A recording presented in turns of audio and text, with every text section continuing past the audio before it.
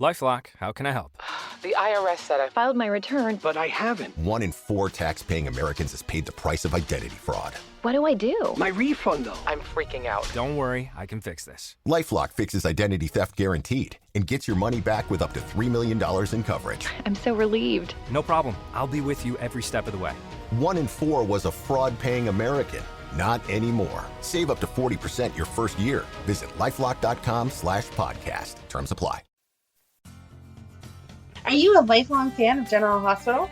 Are you a new fan who wants to know more about the history of the show? Do you enjoy talking about the show with others? Do you find yourself yelling at the TV? Is your self-care an hour a day in Port Charles? If so, we invite you to join hosts Amanda Kimmel and Shannon Coach at the place where all the hidden conversations take place and secrets are revealed. Meet us at Pier 54, A General Hospital fan podcast. Hello! Hi! Welcome to the Port Charles 411. Today we are having a fan spotlight with Rob Rosiello. I feel like I'm his fan now. I feel like we made a new friend. We say this all the time. But and that's the other thing, though. Everyone that we've talked to is really so different. It's such a great thing to realize how many different backgrounds and experiences, but all of us share GH. Yep. It's like Coke. I'd like to teach the world to sing in perfect harmony. Because Coca-Cola brings everyone together. Coca-Cola. Okay, you did not say Coca-Cola at first. Well, because I'd like to give the world a Coke. They don't say Coca-Cola. All right. Thank you for clarifying what you meant. Most people probably knew what I was talking about. Then Amanda's thinking I'm just making up songs about Coke. Yeah. Woo! But no, he was so sweet. Feels so bad that it took so long for us to connect. I didn't realize that it was August. He said it was worth the wait at the end, so Yes. you can listen and figure out how awesome it was. Yeah. So enjoy our chat with Rob. Why, hello there. Hello. Hi, how are you? Good. How are you? I'm There good. we go. There we are. Awesome. Oh, we're so excited to talk to you. I didn't realize you wrote in August of last year. I'm so sorry it took us so long to get to That's this. like, you guys are busy. I mean, I listen every week, multiple times, so I know that you got a lot going on. Well, and then sometimes they just throw in storylines that take weeks for us to do the Yeah. recaps of. Exactly. Yeah. Well, I'm Shannon. I'm Amanda. Hello, Shannon and Amanda. I am Rob. To meet you. Nice to meet you. Do you happen to remember what you wrote in? Oh, absolutely. Okay, I was just because I actually printed it off and I was like, we should probably start reading what people wrote in because your story is awesome. Yes. So, my name is Rob. I live outside Philadelphia. I live north of Philly in Bucks County, which some say was the inspiration for another soap opera location, which was Pine Valley for all my children. But that's another story for another podcast, I guess. So I grew up in South Jersey. I've lived in this area growing up. I've lived in New York. I lived on Cape Cod. But I always come back to the Philly area. And I started watching soap operas when I was, I guess, like a tween. My mom was a huge Dark Shadows fan, which was the 1960s Gothic vampire Barnabas Collins, only soap opera during the day she ever watched. And they reran it from the very beginning on one of our local cable networks. And when my mom saw it, she was like, oh my God, we have to watch this. So every day at 6:30, Monday through Friday, we were glued to the TV and finding out the story of Barnabas Collins and Victoria Winters and Maggie and Josette and Angelique, the witch. And so that was my entree into daytime soaps. My mom was a huge nighttime soap fan in the 1980s, Dallas, Dynasty, Falcon Crest. I was probably the only 13-year-old that could say Alexis Morel, Carrington, Colby, Dexter, Rowan, and get all the names. Yeah. So I watched them with my mom. I watched Dallas, Dynasty, and Falcon Crest with my mom, and I was hooked. I loved the stories. They were so over the top. I was an avid reader growing up, so I loved books. I loved mysteries, especially, and any good soap opera, in addition to all of the craziness, usually has a good mystery thrown in there for good measure. Absolutely. So I found daytime soap operas on my own when I was in high school. And it's funny, I've heard you guys say that the summer storylines are really important for younger audiences because that's when I keyed in. One summer, it was Days of Our Lives. The next summer, it was Young and the Restless. I actually saw the very first episode of Bold and the Beautiful when it was paired up with Young and the Restless. And I vividly remember that because I remember thinking, oh my God, it's the first episode of a soap opera. This is kind of cool. And then I watched that half-hour episode. I'm like, this is wild, Yeah. So then I got to college and I kind of dropped off because it was before the DVR, DVRs were a thing and it wasn't as easy. But people in my dorm loved the ABC soaps. They loved, Loving and Ryan's Hope, as well as the big ones, General Hospital, All My Children, and One Life to Live. I still managed to resist watching any of the ABC soaps. So when I dated in the 90s, he was a huge All My Children and One Life to Live avid. So I'm like, okay, I will watch it. I kind of became hooked. And that's how I met characters like Anna Devane. And I'm like, oh, Finola Hughes is really cool as an actress. And I went to school for theater. So the acting side of it and the storytelling side of it, both as a playwright and as an actor, I loved. Mm-hmm. So again, completely resisted the General Hospital. For some reason, it just never caught with me. And I knew the Luke and Laura, I knew the Stone and Robin storylines. And I thought it was so cool that daytime soaps, especially General Hospital, always hit these big topics. Mm-hmm. So I watched Melrose Place. I watched Desperate Housewives. I tuned back in to the ABC soaps when they started going off the air. And I thought that was a huge loss because a lot of these shows had like really big histories, like Guiding Light went all the way back to the radio days. And so that was the first one, wasn't it? Guiding Light was the first. It was 1937. It went on the air as The Guiding Light. Mm-hmm. And then for 4 years, it actually ran simultaneously on the radio and on television. And then they finally cut the radio broadcast part of it. And it was in 1975, I think, that they dropped the word "the" from the title and just became Guiding Light. Okay. I That's know really all this. Interesting. I want to know what the audience was. So, I mean, we're kind of facing a similar thing right now with, we've talked a lot about getting it on streaming, getting SoapNet, Days just went exclusively online. They're not on. But it's interesting because the Guiding Light moved from... I do call it the Guiding Light. Yeah.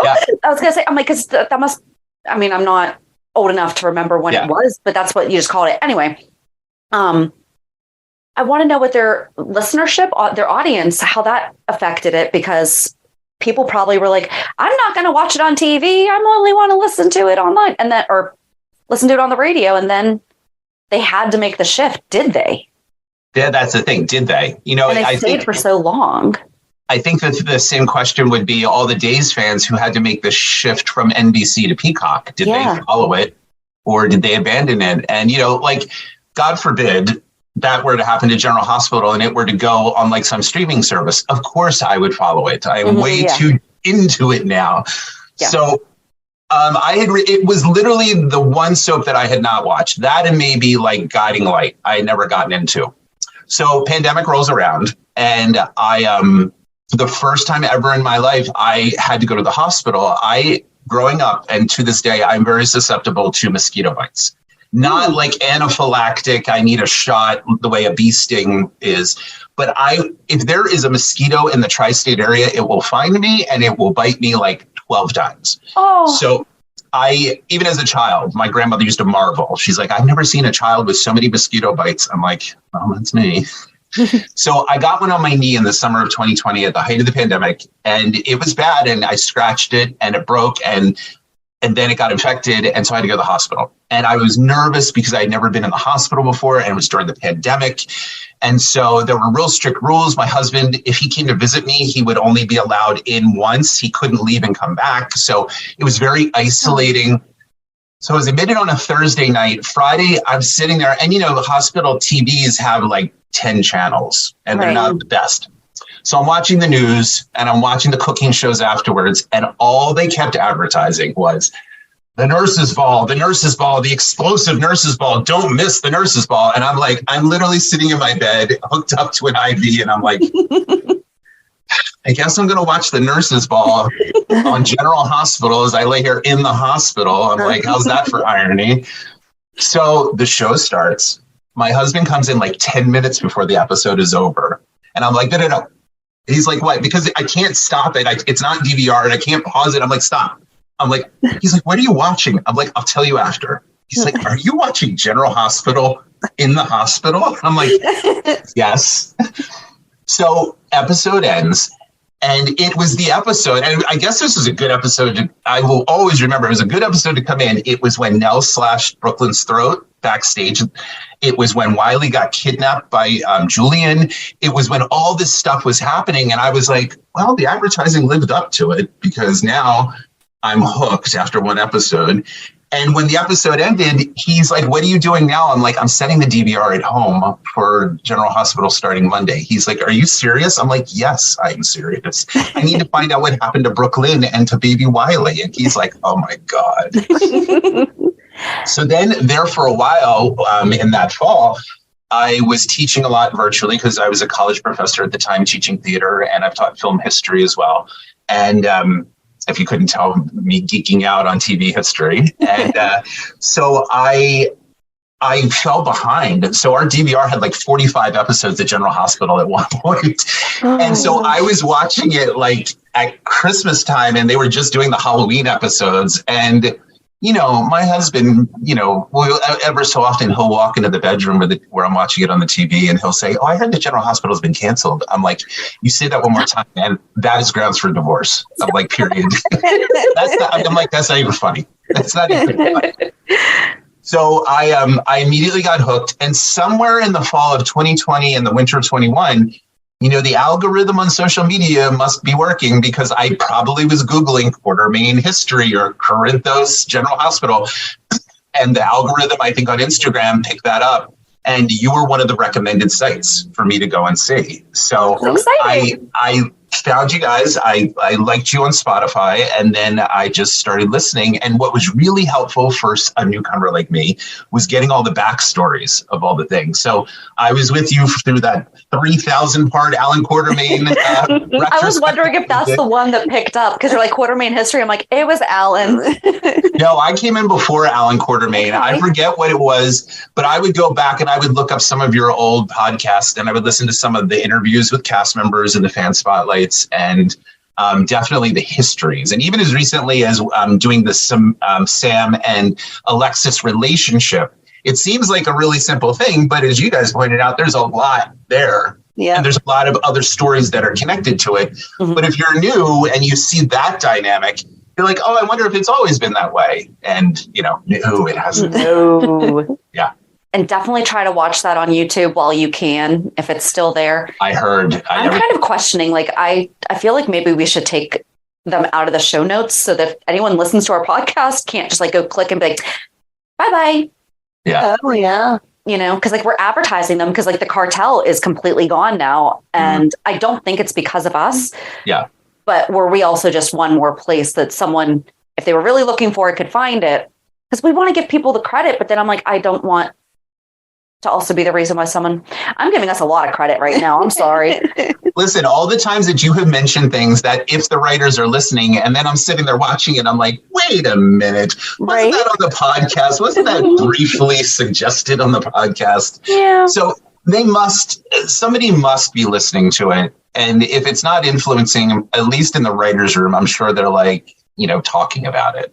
I don't think that it's anyone. I couldn't imagine it being anyone at ABC at this point, because those YouTube channels have been up for years. Right. You know, why all of a sudden are they being taken down? I don't know. I mean, some of it, I would say some of it may have to do with the writer's strike, because if you think about it, you know, there's a lot that's probably going on behind the scenes with the writers union that we're not aware of as the general public. Oh, sure. Yeah. And they're trying to protect the rights of the writers. And I say that as a writer who very often they expect you to give your writing away for free. And it's like any other art form. There's a value to it. And so I could understand from a writing perspective why they may have been yanking things, but it seems very random. If you're going to do it to all of them or none of them, you know? Right. So I don't know. Like the House of Cassadine's completely gone. And that's just devastating. Yeah. They were so good. Yeah, so I had mentioned that I also playwright. I'm a playwright as well. Yeah. And so when I was living in New York about 10, 15 years ago, a friend of mine, we met through one of the off-Broadway theaters, And we became friends, and she directed a couple things that I had written, workshops and the such, and readings. And one day she tells me, do you know where I work? I'm like, no. And she said, I'm a writer for One Life to Live. And I'm like, I had known her for like almost a whole year. And I'm like, oh my God. And so she directed a lot of my stuff, and we worked really well together. She's West Coast based now, but oh my God, she's such an amazing director and a great writer, and she has such a respect for writers. So it's always great working with a director who has that respect. But I remember one day saying to her, and this is after she had done a couple of my shows, I said, I said her name, and I said, I've always wanted to write, when I was little, I always wanted to write for soap operas. And she puts her hand on mine and she goes, honey, I could tell.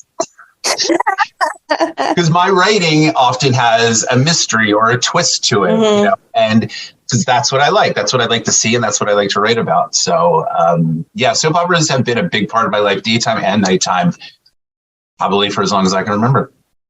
Yeah, because I'm just reading, we actually printed off what you wrote in, and you said that your plays are always riddled with family secrets, well-placed flashbacks, and a very strong female character.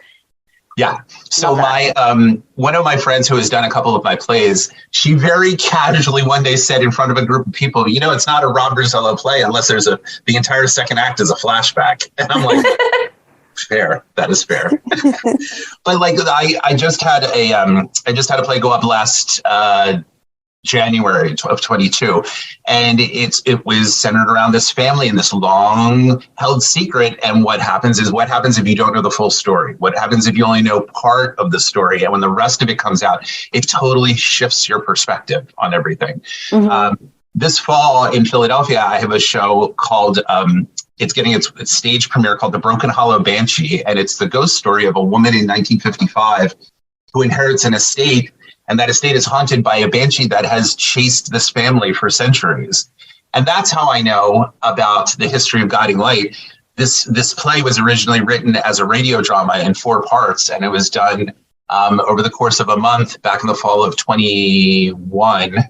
And now it's being adapted for the stage. So I did a deep dive into the research of soap operas and radio soap operas. So that's how I knew all those facts about Guiding Light. That is so cool. Isn't it funny how like things kind of came full circle, that now we're back to doing a different type of radio, but it's still, there was just one that I was listening to. It was John Hamm, but it was like a series podcast. It was like a detective type. Oh, the name is escaping me and I cannot think of what it is, but it's like that, but I could see it becoming a Netflix miniseries or something like that, or a play adaptation. Yeah. And we were surprised. The whole way that came about during the pandemic was, no theaters were open. There was no live performance. Artists were really itching to do things. And these theater folk that I know in the Philly area, we had seen a lot of bad, like Broadway people doing like Zoom readings and Zoom concerts. And we're like, oh, this is so bad. Because even, you have Audra McDonald there with Meryl Streep, and neither one of them has the same lighting or background. And you're like, even Meryl can't get it together for a Zoom presentation. What are we supposed to do? So we decided to eliminate the visual and go with an old-fashioned radio thing. And so this theater company that I work with called R5 Productions got its start in July of 2020.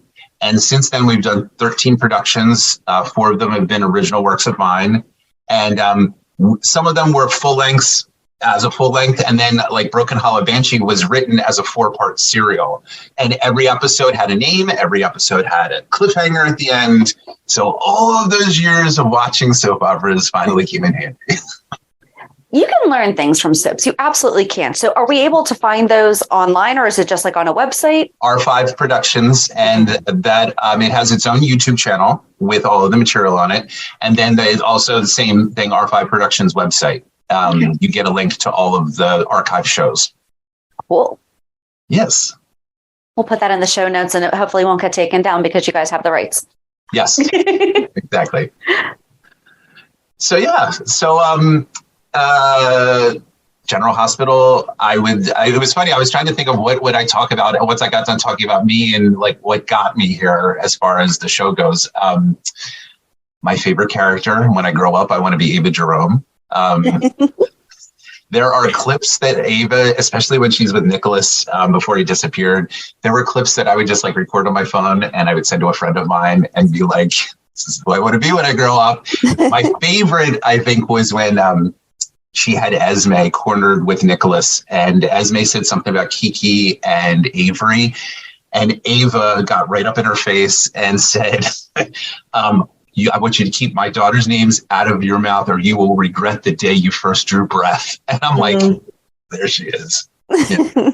She's very classic. Yes, very, very classic.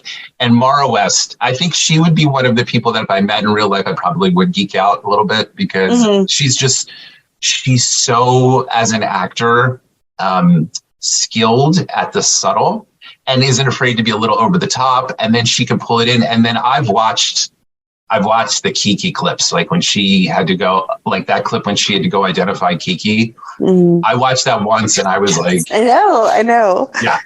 Oh. I mean, that was amazing.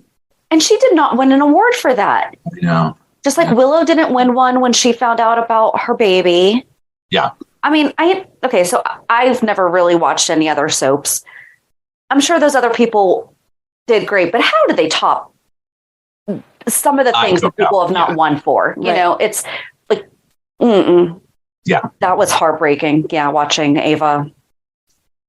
But yes, so Ava is, I would have to say, I mean, I have others that I really like, but Ava hands down is like my favorite.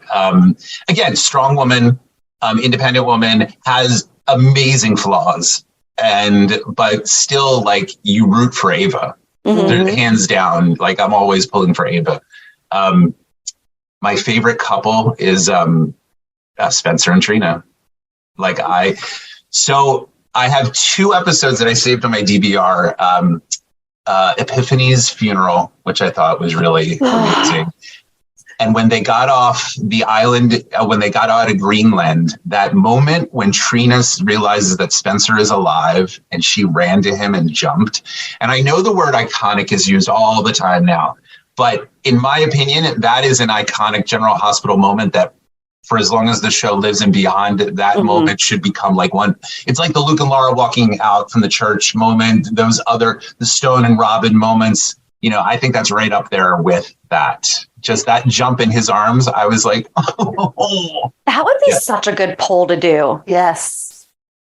Because you're right. I mean, and so Robin running to Anna after she, like during the Asian Quarter storyline, that's another one that gets replayed all the time.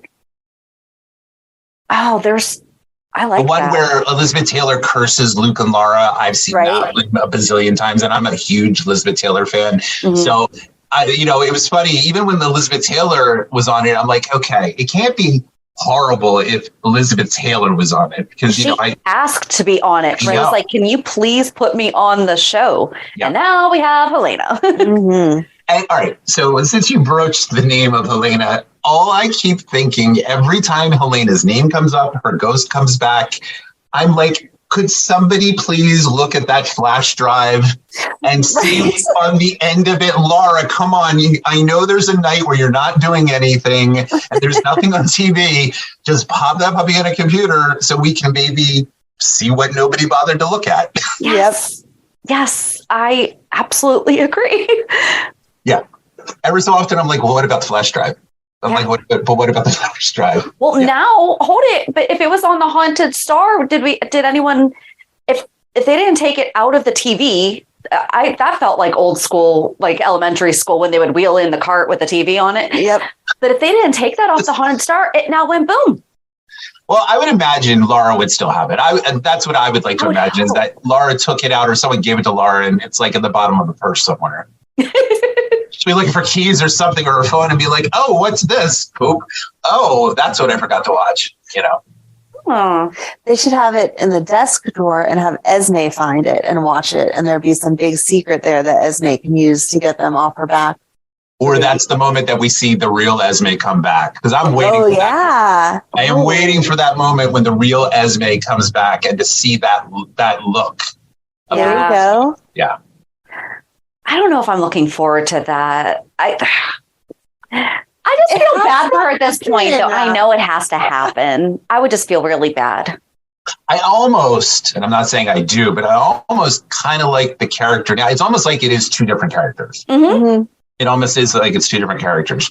I also find it interesting the number of twins that are on General Hospital over the years. Like when you really think about it, I know that's a trope for soap operas. I've used it in my plays, like the play that I had just cited, Vernal Rights. There's one brother in that, and then the companion piece has the other brother in it. But you don't see them at the same time, but you get both of their stories.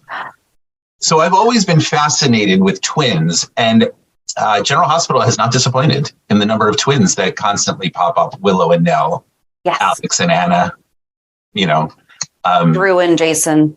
Ryan Chamberlain. Yes, that's my favorite. That's a good one. Yeah. Who else? But why never triplets? I actually thought, well, first of all, I thought that Esme was going to have a twin. I was waiting for that. I was waiting for that to come out, that they're, for Esme to have a twin, and that we're seeing the good twin and that the real Esme is still out there. I also thought there would be a hot moment when the whole Willow thing happened, when you realized it was Willow, that there would be a triplet involved. Mm-hmm. Although I think you guys even said on one of your podcasts, it's a little much to think that Nina was carrying twins and didn't know it, and then to have like a third. Mm-hmm. And we already went down the path of Sasha not being her daughter, so I can't imagine who would be left on the show in the right time and age that could be the triplet. Yeah. And one of my other favorite characters is Brooklyn. I mean, I love that she sometimes just cannot get out of her own way. I love how, forward she is. My introduction to Brooklyn, though, was her replacement, her long-term replacement, when the actress who plays Brooklyn was out, I guess, on maternity leave. Mm-hmm. So I was introduced to the long-term replacement all the way through, I think, November of 20, when the last time we saw her, she thought she was pregnant and she was leaving town. So then when the new one came back, I'm like, who is this? And I was like, that's the real Brooklyn. Okay. And her and Chase, I hear your frustration every time you guys are like, just get together. And now that they finally are, I'm like, please keep them together. Please keep them together. Because they have staying power if they do it the right way. Yes. Mm-hmm. Yeah. They definitely have that like power couple possibility, the same way that Spencer and Trina do. I think Brando and Sasha had that power. And Perfect. I know. But I think if they keep going in the direction with Cody, I love me, we'll talk about this in a minute. I love me some Britt Westbourne too. And I thought they were an interesting pairing, but I think he's a sweeter pairing with Sasha. Than like him and Britt. Mm-hmm. But yeah, I think that they have the potential for it. Willow and Michael. I mean, they're great actors. I will say that the two of them are great actors, but I don't know that the characters have longevity together. Totally agree. Yep. So. Yeah. Well, so you wouldn't have, I just throw my pen at myself. Sorry. You would have come in then after. So when Willow was first introduced, she was a teacher. Yes. And Michael went to speak to her class and Chase went to speak to her class and brought the dog. And you kind of saw Chase went to see her, but then Michael saw her at the hospital for the grief support, I think it was. Yes. And you saw kind of both of them getting into her, but then Chase asked her out and they were great together, and I'm just not seeing the deep love. Yeah, Chase with anybody at this point would be like Chase with Sasha. I'm like, I don't think so, but I wouldn't be mad at it. Chase with Brooklyn is my top choice, but even Chase and Willow, I was like, they do make a good couple. Mm-hmm. So they were just really good together. Yeah, and we saw them do things. What are your thoughts of Joss and Dex? I think they're better paired than her and Cam. The actor who plays Cam is so subtle and so emotional, and I think he was good for Jocelyn, but I think as the characters grew, you could see them growing apart, and it was just a matter of time, and it's unfortunate for the characters that it happened the way it did. I think Dex and Jocelyn are a Jason and Carly. Mm-hmm. And there are times, again, like you say in your intro, when you yell at the television, there are times when I'm watching the two of them together, I'm like, You are your mother's daughter. You are your mother's daughter. You are your mother's daughter. And I hope that Cam does, the actor who plays Cam, it sounded like he was coming back for the summer. So I do hope we see him reemerge and maybe find somebody for him. Because I think the actor's great. I think he's I guess you'd consider him like a legacy character. So I don't know that he's going to go away. It would just be nice to see him with somebody. The idea of pairing him with Esme was interesting. Like that flirtation as he was sort of leaving, of him being the nice guy to the one that nobody liked. That was an interesting. And I wonder now when he comes back and it's still good Esme versus evil Esme, what could happen with that? Because, he was the only person that really showed her kindness. Right. Yeah. For a while. So it would be interesting to see what develops there if she remains good Esme. It's a good point, because now, especially where Portia's going after her. Right. Yeah. That could. And I love Portia too. Portia can't get out of her own way, but the actress that plays Portia is so incredibly emotional and so passionate. And I never for a second doubt that the girl that plays Trina, I believe that they're mother and daughter. There's never a second that I doubt, because she shows so much affection and genuine, like a tortured mom. But Portia cannot get out of her own way. But that's the basis of all good soaps. Just like, and I know how you guys feel about her, Nina cannot get out of her own way either. Oh. And I was thinking about this today, because I always laugh when you bring up Nina, because there are times when I'm watching Nina, I'm like, oh man, you step out of one hole and you put your foot right into another one. Unlike other villains, like a Peter August or some of the other, like a Victor, who they're just evil. Nina has a lot of flaws. I don't think that Nina's evil. I just think she literally can't get out of her own way. And, and she constantly is putting her foot in her mouth one day after another, after a situation. Like this whole thing with Carly and the SEC with Drew. And I'm like, you were just about to get on someone's good graces, and then now this. And it just keeps compounding, because now, Sunny might take the fall for what has happened. And, if she had known that, she would never have put that wheel into motion. But that's what makes soap operas. Exactly. Yep. That's going to be a very interesting explosion when that happens. I just don't want him and Carly to get back together again over this. I don't know. Do you think they will? I think people sometimes say it because that's what happens. That's the pattern. One of them is with someone, something dramatic happens, and then they find their way back to each other. Especially since they keep talking about, I would never do that to him. I would never do that to her. They're just reiterating those feelings that they can't have for anyone else. Right.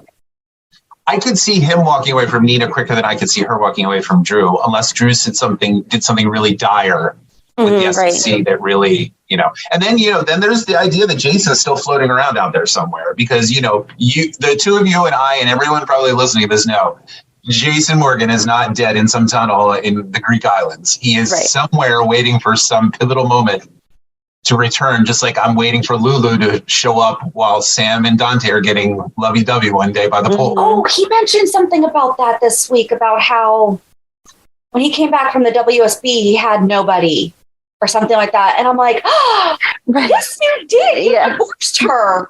You divorced her. She was heartbroken, but she went along with it. For you, only for you. Like she struggled with that so badly. Yeah. We didn't talk about, so we just finished the recap. We didn't talk about that. He asked Sam for help with the stuff too. Right. Yeah. So my first 6 months hanging out. Like, can you believe they thought we died that way? I know. My first 6 months had the floating rib exploding, Brooklyn and the nurses ball. So that was all in my first 6 months of watching the show. Yeah. Yeah. That was a good time. Well, and that episode that you watched was that the last new episode we had before we were in reruns? It was one of the last, if not the last. Which one?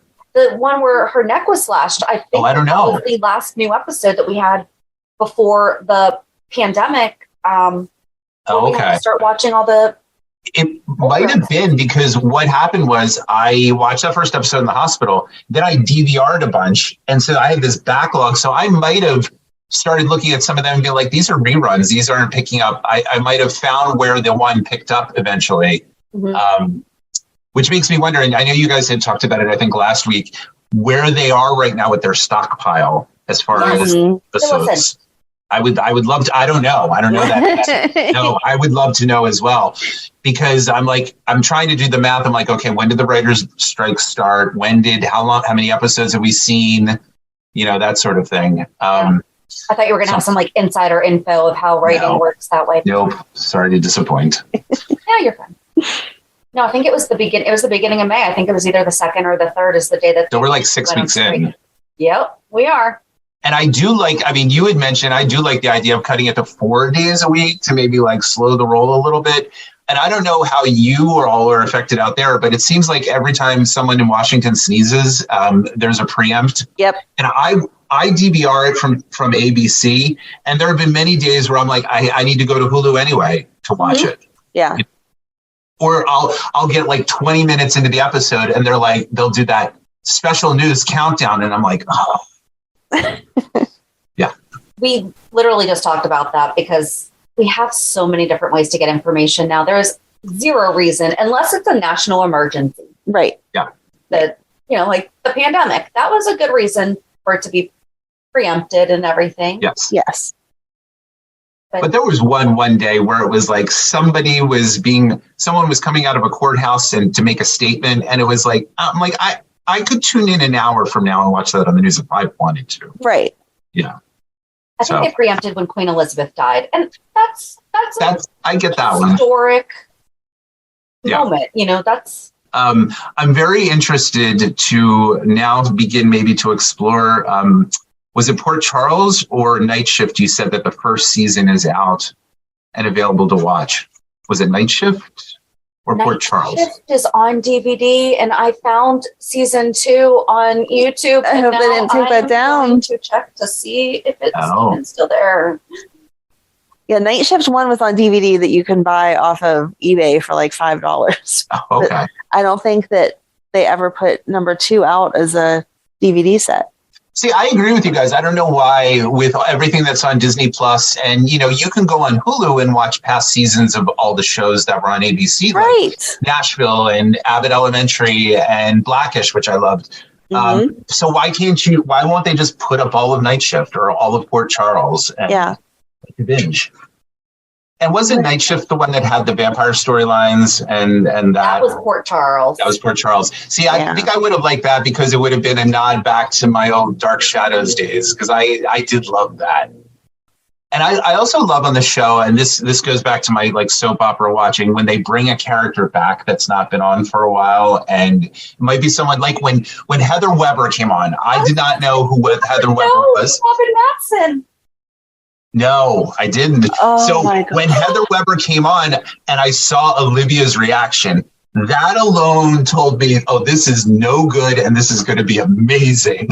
So I immediately Googled everything about Heather Weber and I read all this stuff and you guys addressed it. And I was then I felt like I had a clear picture. And I didn't see the original Heather Weber, so I have no one to compare it to. But this one, I thought she chewed that scenery like it was a job, and it was great. Her, and then her and Ryan Chamberlain together, and her and Esme, and I'm like, this is exactly what soap operas are meant to do. Yes. Yeah. Yes. Heather's the best character that embodies all the bad of soap operas and all the crazy. And then yet you still kind of like her a little bit because she is so off the rails. Right. But another character that appeared that was out of nowhere for me was when Harmony appeared. I think it was around a holiday and Willow answered the door and she's like, oh, and it was Harmony showing up. So I love when they bring back some of the, old characters that have gone away and now come back. And like I said, I'm waiting for Lulu because I only got to see a little bit of Lulu for a couple months before she got written off. So waiting for that to happen any day now. Yeah, it needs to happen now that Dante is in a solid relationship. It's time to bring her back to blow it all up. Yes. And even I love it when Tracy comes back. I love that because she's such a pot stirrer and makes everyone nervous, including Brooklyn, which is really fun to watch. Yes. So I can only imagine as an actor what it's like to play opposite someone who, just comes in, tears up the scene, causes all kinds of chaos for 5 minutes, and then leaves with a wake of like bodies in her trail.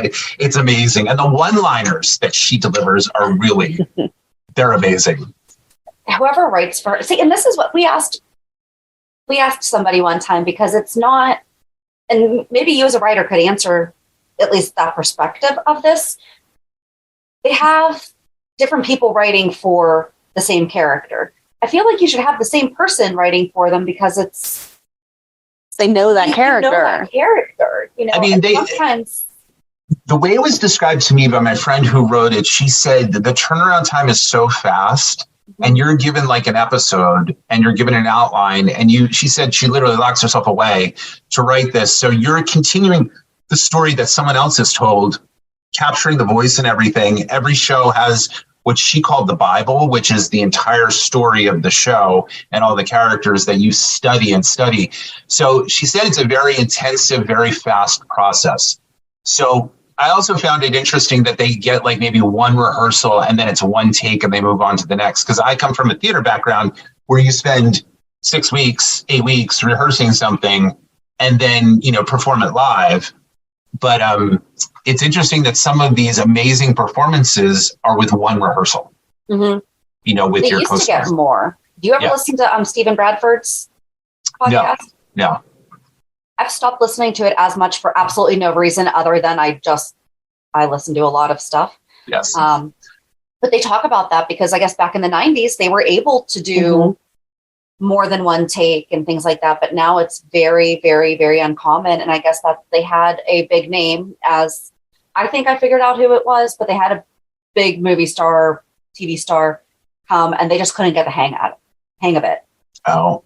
Because they're used to doing, I didn't feel right that take. No, you've got to get it going. And oh, wow. I want to know how big that Bible is, though, because the Office, so I also listen to the Office ladies, and they reference the show Bible all the time for continuity stuff. Do you imagine how many volumes the General Hospital Bible has? I'm sure it's like a yearbook, but the size of like 2 phone books. So there's probably like this year and this year and this year. Because if you think about it, just what's happened since last summer, all the storylines and everything that have gone in and happened, reading through that and trying to catch up. And even, there are times where they'll mention a character name, Olivia Jerome. So I did a deep dive into Olivia Jerome and trying to figure out, okay, how is she related to Ava? And, I love Ava. So is she like the evil, if Ava's sort of in the middle and. Oh, yeah. Yeah, exactly. And yes, it's exactly what I got when I watched some video clips and read some things on Olivia Jerome. We forgot to talk about that, too, because Mason brought her up this week. We mentioned it whenever we were talking. At the very beginning, we never actually talked about it because we're like, we'll talk about that later. It's when they mention characters like that, or when Lulu's name comes up, or like, ever so often they'll mention Lois's name. And I'm like, See, I also was exposed to a lot of the soap opera stars from the 80s and 90s because a lot of them did crossover work into nighttime soaps. So like, who was it? Lisa Rinna, I knew not from Days of Our Lives or anything. It was from her work on Melrose Place. So, Yep. So you would have known Vanessa Marcel from 90210. Exactly. Yep. Yes. And so like whenever they mention Brenda's name or you guys bring up Brenda's name, I'm like, that would be a delicious one to come back. So yeah. Oh my gosh, what the heck was her name on 90210? It is on the tip of my tongue. Valerie was Tiffany Amber Thiessen, right? Tiffany Amber Thiessen, yeah. And I want to say Rena Sofer was also on Melrose Place, if I'm not mistaken. Was, yes. Yeah. She was, yeah. And I remember loving her on there and then realizing, she was on General Hospital. And a lot of her clips I love watching, like when she comes out of the cake and, really nods back to iconic film moments. Like that's an iconic reference to Singing in the Rain. when Debbie Reynolds comes out of Yeah. the cake. And I love when they do stuff like that. Yeah.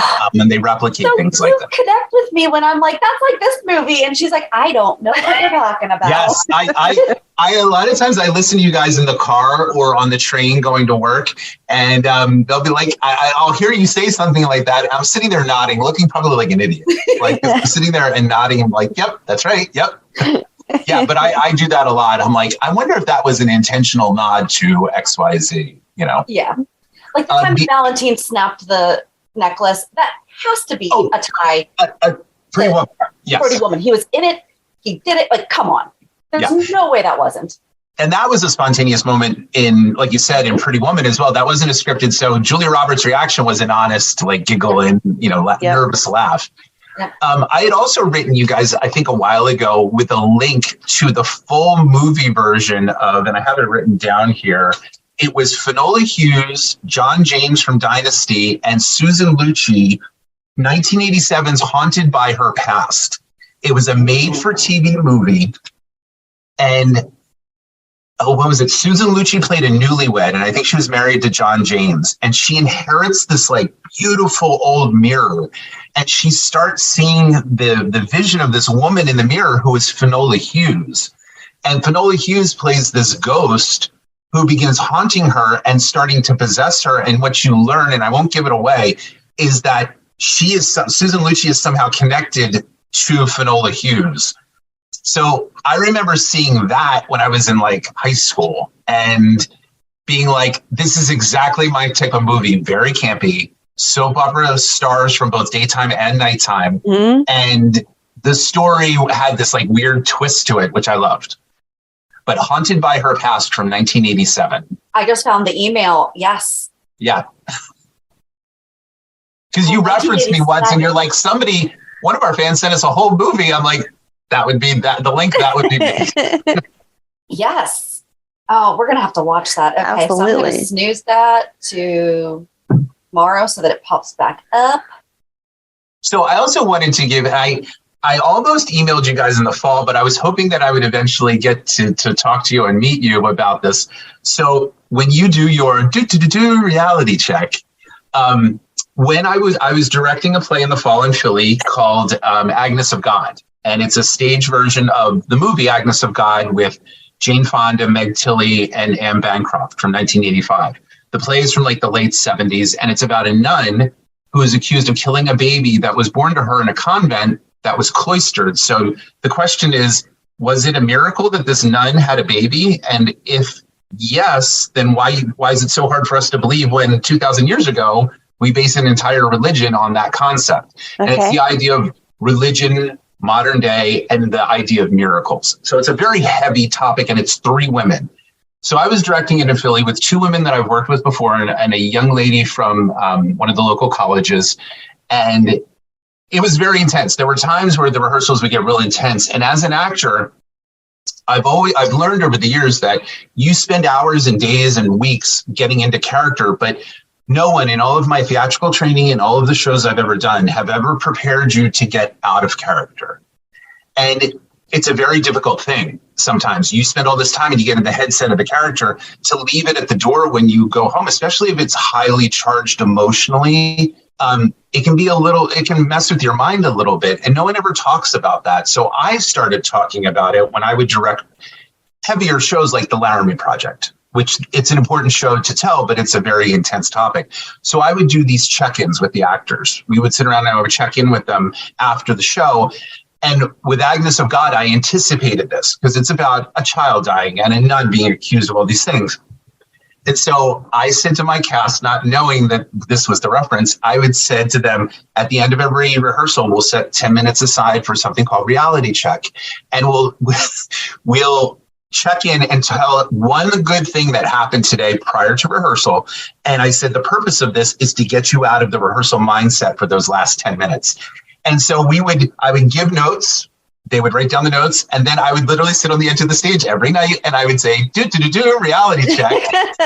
And I would start with one of the actors, and we'd move around the room. We'd give something that would be grateful for, but that was because of you guys. And I called it reality check, and it was to help the actors, and it was also to help me to sort of ease us out of rehearsal.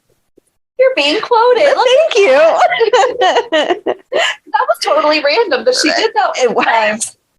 And I was like, oh, I like that. That's cute. So that just became the sound bit. Aw. That's so fun.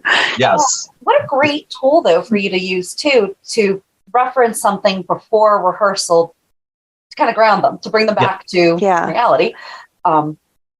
And to let them sort of shed a little bit of what they left behind. And I know for some actors, it's easier. Some actors are able to like take it off like a pair of shoes and leave it at the front door. And some of us, it because so much more goes into it, emotionally and mentally, it becomes a little harder for us to extricate ourselves, especially as you get closer to performances and the level is getting hyped up with every rehearsal. And which is also something I love when you interview actors from the show, like Ms. Wu, Lydia. Is it Lydia Look? Yes. We are best friends now. I mean, I could listen again. I echo your sentiment. I could listen to her read the phone book from start the dictionary or an entire set of encyclopedias from start to end. Mm-hmm. And she's just, it seems like everyone you have on, they're so insightful and they're so passionate, not just about what they're doing, but their take on things. Because, you know, it's very easy to write off soap operas as, you know, silly or what have you. But what they don't realize is that the people behind it, all this has to come from somewhere. So there has to be some sort of life experience or knowledge or a combination that creates the stories, but also fuels the creative teams, you know, behind the scenes. Yep. And there's a lot of characters that, so like Sunny's bipolar is based on Maurice Bernard's real life experience. And they've done a really good job of bringing in some of these people's real life experiences. And so the interview went so long and we had so many things that we talked about. We actually needed to break it up into a two-parter, which we've had to do with several other interviews that we've had. So tune in next week. Tune in next week. Now I feel like I'm doing the guiding light thing. Right? As we continue our conversation with Rob. And join us on Monday as we recap this week's shows. Have a good weekend. And we'll meet you at the pier. Bye. Bye. If you enjoyed today's show, we invite you to go to pier54podcast.com to subscribe on your favorite platform. Don't forget to leave us a review. And you can also follow us on many social media channels. Just search for Pier 54 Podcast. Also, we are not perfect, so if there is something that we missed or messed up, just let us know by emailing us at pier54podcast@gmail.com.